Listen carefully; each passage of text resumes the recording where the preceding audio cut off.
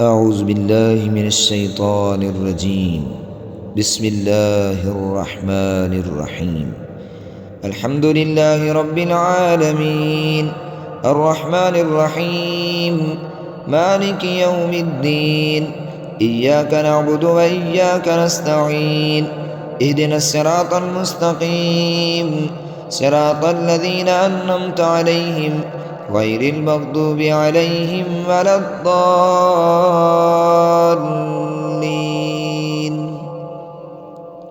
بسم الله الرحمن الرحيم. ألف لام ميم.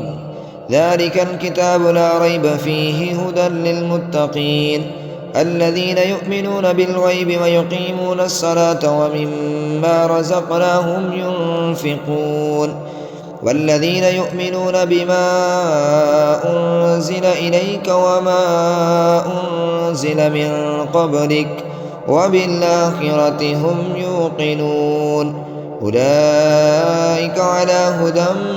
من ربهم وأولئك هم المفلحون. الله لا إله إلا هو الحي القيوم لا تأخذه سنة ولا نوم له ما في السماوات وما في الأرض. من ذا الذي يشفع عنده إلا بإذنه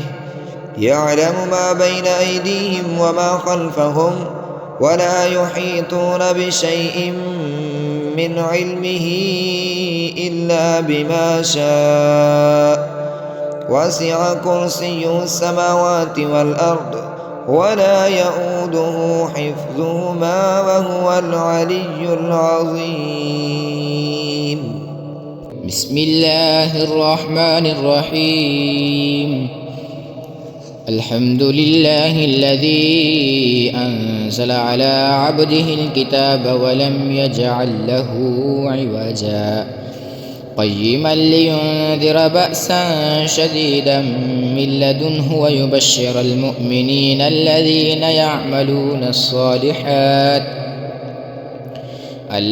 يعملون الصالحات أن لهم أجرا حسنا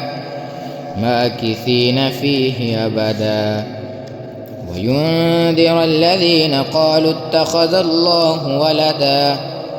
ما لهم به من علم ولا لآبائهم كبرت كلمة تخرج من أفواههم إن يقولون إلا كذبا فلعلك باخع نفسك على آثارهم إن لم يؤمنوا بهذا الحديث أسفا إنا جعلنا ما على الأرض زينة لها لنبلوهم أيهم أحسن عملا وإنا لجاعلون ما عليها صعيدا جرزا أم حسبت أن أصحاب الكهف والرقيم كانوا من آياتنا عجبا إذ أوى الفتية إلى الكهف فقالوا ربنا آتنا من لدنك رحمة وهيئ لنا من أمرنا رشدا فضربنا على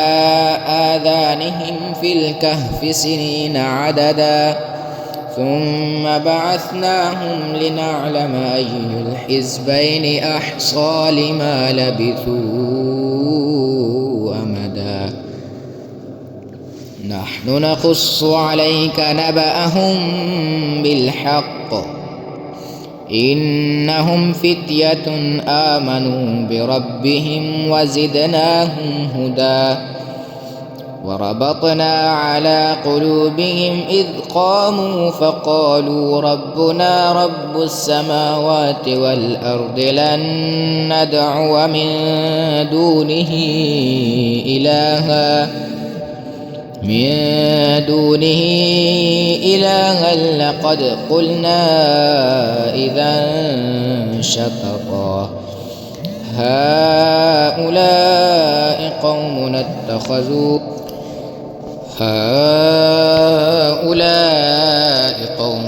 اتخذوا من دونه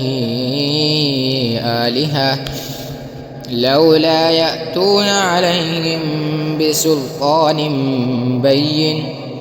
فمن أظلم ممن افترى على الله كذبا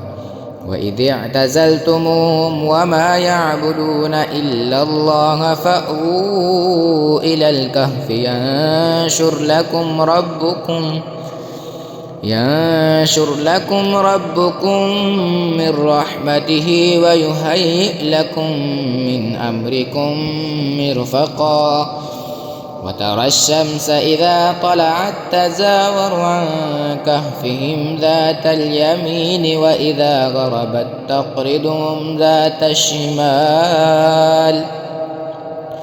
وإذا غربت تقرضهم ذات الشمال وهم في فجوة منه ذلك من آيات الله من يهد الله فهو المهتد ومن يضلل فلن تجد له وليا مرشدا وتحسبهم أيقاظا وهم رقود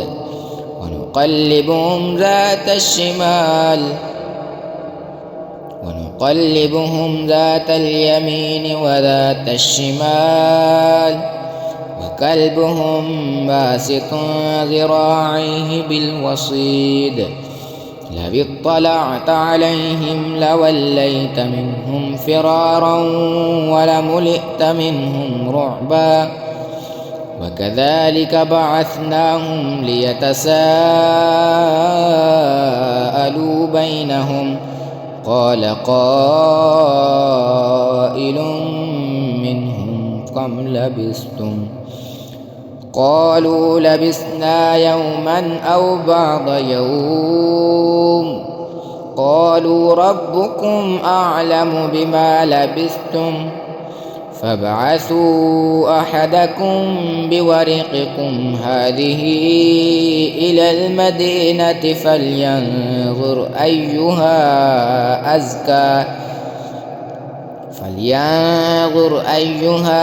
أزكى طعاما فليأتكم برزق منه وليتلطف ولا يشعرن بكم أحدا إنهم إن يظهروا عليكم يرجموكم أو يعيدوكم في ملتهم ولن تفلحوا إذا أبدا وكذلك أعثرنا عليهم ليعلموا أن وعد الله حق وأن الساعة لا ريب فيها إذ يتنازعون بينهم أمرهم فقالوا ابنوا عليهم بنيانا ربهم أعلم بهم قال الذين غلبوا على أمرهم لنتخذن عليهم مسجدا سيقولون ثلاثة رابعهم كلبهم ويقولون خمسة سادسهم كلبهم رجما بالغيب ويقولون سبعة وثامنهم كلبهم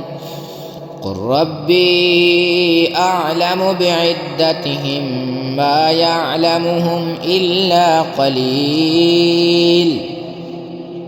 فلا تمار فيهم إلا مراء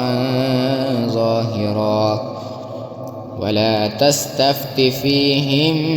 منهم أحدا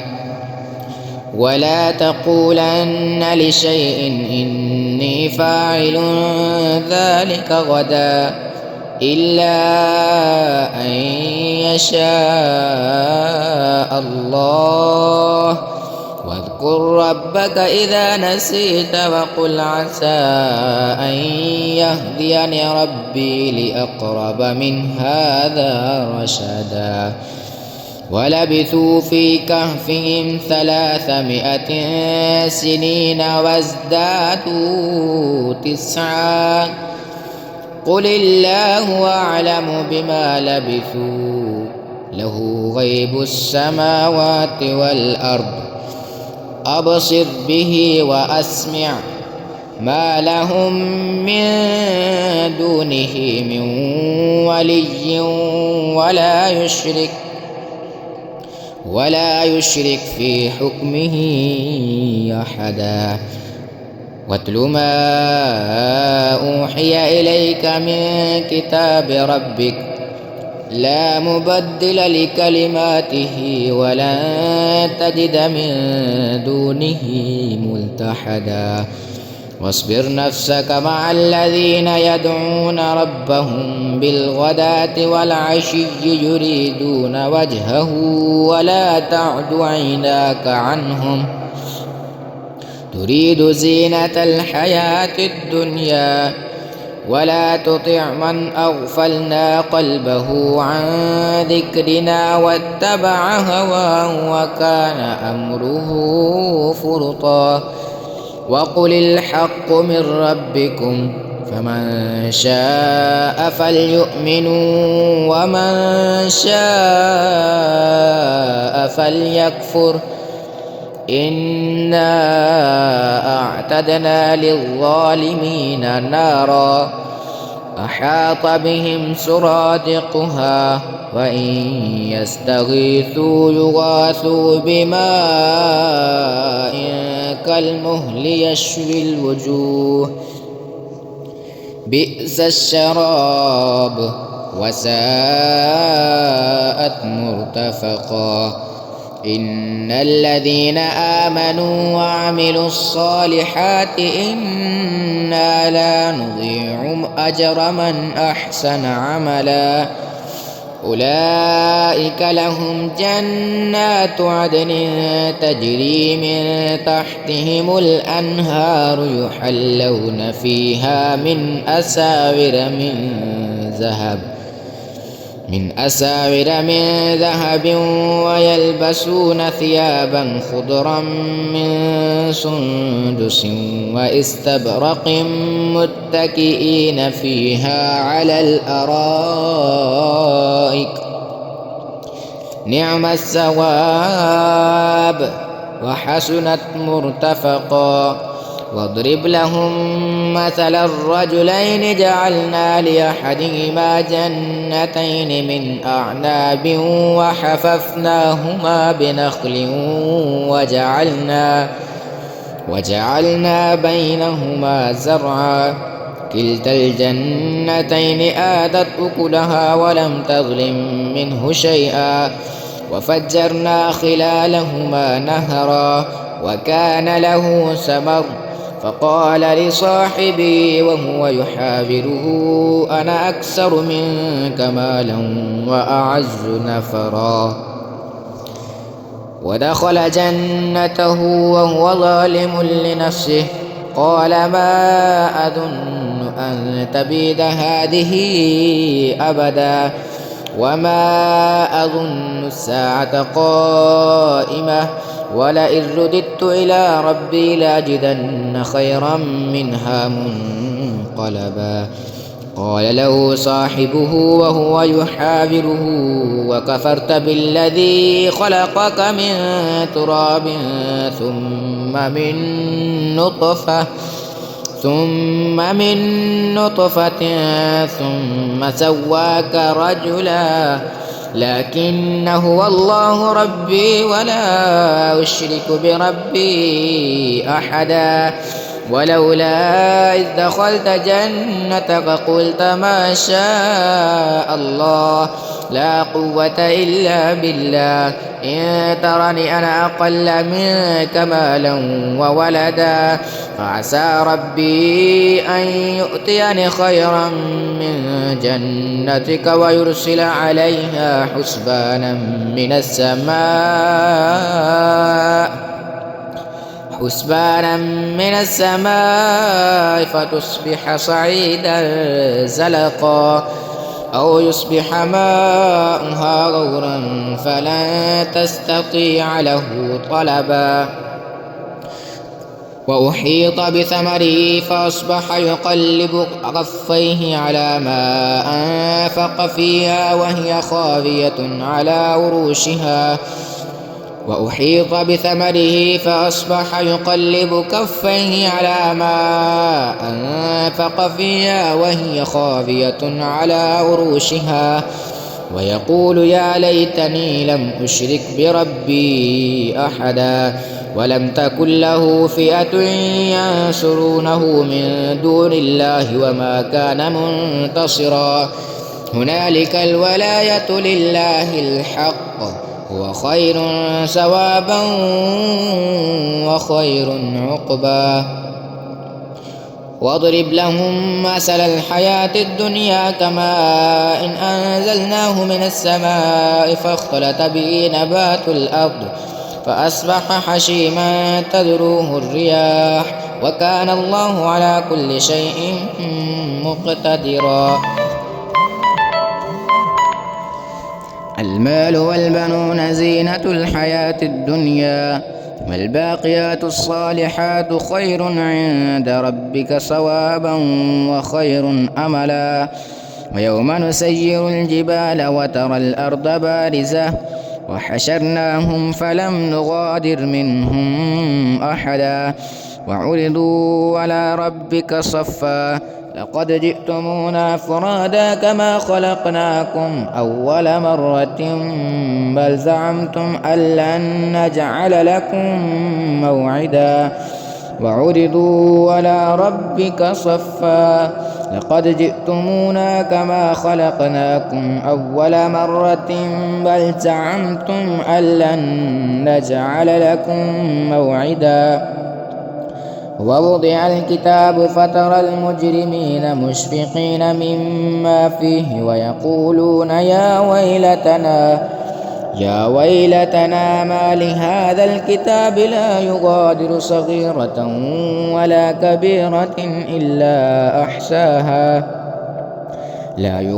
صغيرة ولا كبيرة إلا أحساها ووجدوا ما عملوا حاضرا ولا يظلم ربك أحدا وإذ قلنا للملائكة اسجدوا لآدم فسجدوا إلا إبليس كان من الجن ففسق عن أمر ربه أفتتخذونه وذريته أولياء من دوني وهم لكم عدو بئس للظالمين بدلا ما أشهدتهم خلق السماوات والأرض ولا خلق أنفسهم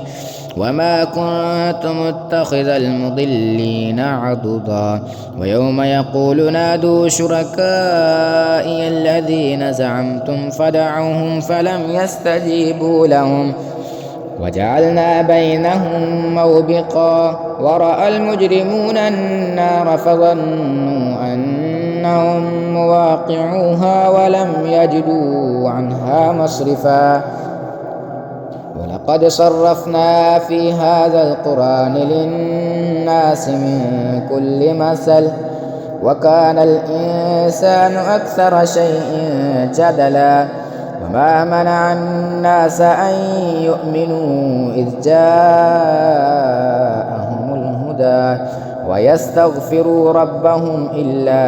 أن تأتيهم سنة الأولين أو يأتيهم العذاب قبلا وما نرسل المرسلين إلا مبشرين ومنذرين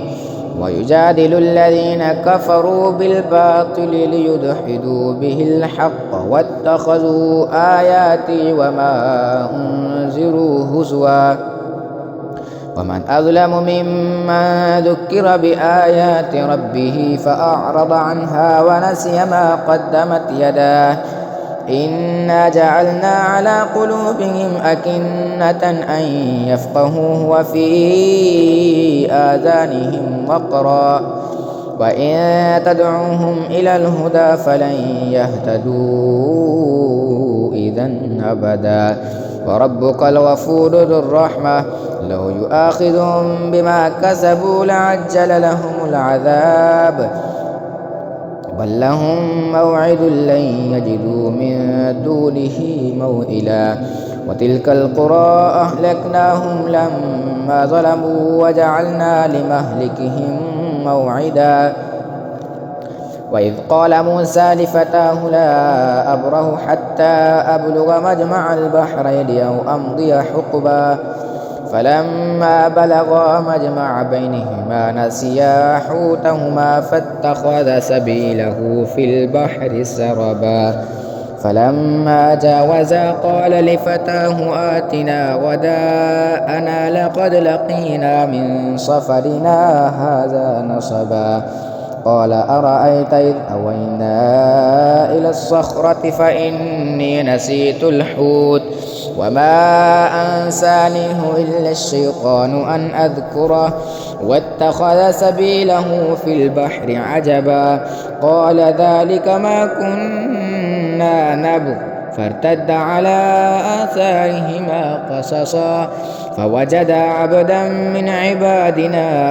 آتيناه رحمة من عندنا وعلمناه من لدنا علما قال له موسى هل أتبعك على أن تعلمني مما علمت رشدا قال إنك لن تستطيع معي صبرا